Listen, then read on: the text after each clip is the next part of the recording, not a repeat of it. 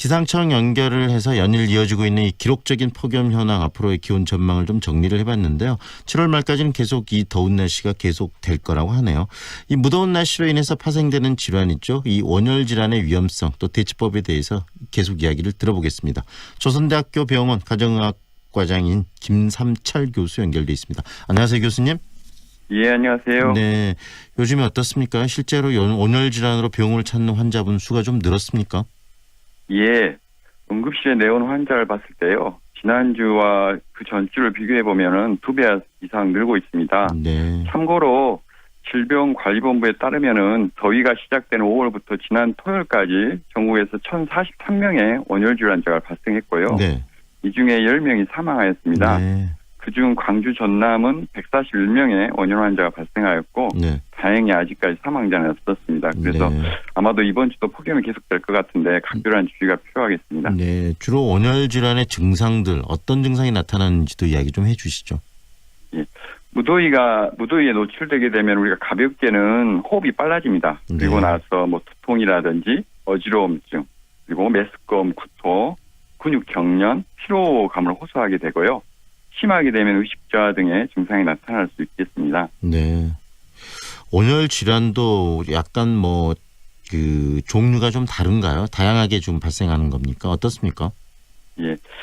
우리가 간단하게 쉽게 설명드리자면요. 네. 우리 열피로라고 말하는 일사병하고 열사병 두 가지로 크게 나누신다고 보면 되겠습니다. 네. 무더위로 인해서 땀을 많이 흘려서 탈수하게 되시면 발생하는 게 열피로인 일사병이고요. 네. 그리고 고온 환경에 계속적으로 꾸준히 노출되어 체온 조절 중추가 이렇게 기능을 상실해서 네. 우리 몸의 온도가 비정상적으로 상승하는 열사병 이 두 가지로 대표적으로 나눠볼 수 있겠습니다. 네.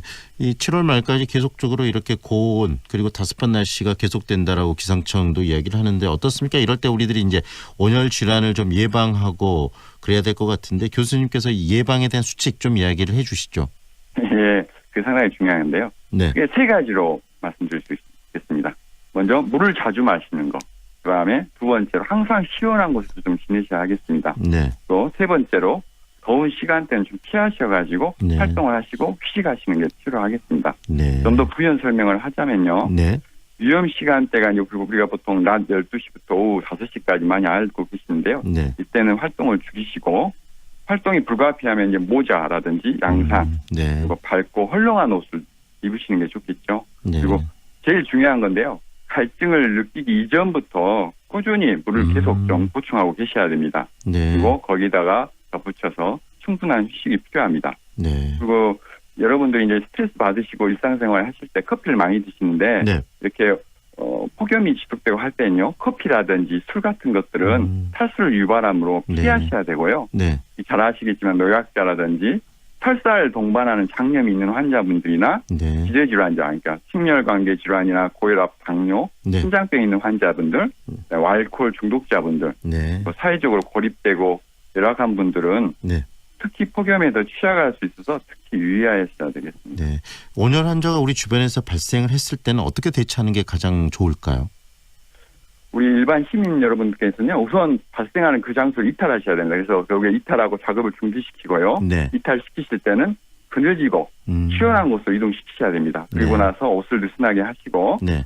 주변에 수건이나 물수건이 있다면 시원한 물수건으로 좀 닦아주셔야 되겠죠. 그래서 네. 체온이 내려가게 하셔야 되고 네. 수분 보충을 하면 상당히 도움이 되는데요. 네. 여기서 주의하실 것은 의식이 없는 환자한테 억지로 수분을 공급한다고 먹이시면은 살이 들릴 수가 있어요. 아주 안 좋습니다. 기도가 막힐 수 있다는 말씀이신가요? 그렇죠. 네. 그렇죠. 그것이 더 위험할 수 있겠죠. 네. 그리고 온열 질환은 또 사망에 이를 수 있다는 것을 인식하시고 네. 환자의 상태가 안 좋다고 보시면은 바로 119로 네. 신고하셔가지고 병원으로 이송하시는 게 네. 아주 현명한 방법이라고 생각합니다. 네. 이렇게 더위 속에서 많이 고생하고 그럴 때 바로 방금 이 교수님께서 말씀하신 그런 예방 수칙 그리고 환자가 발생했을 때 어떻게 행동해야 될지에 대해서 좀 더 숙지하고 있으면 훨씬 더 좋지 않을까 생각이 듭니다. 오늘 말씀 고맙습니다.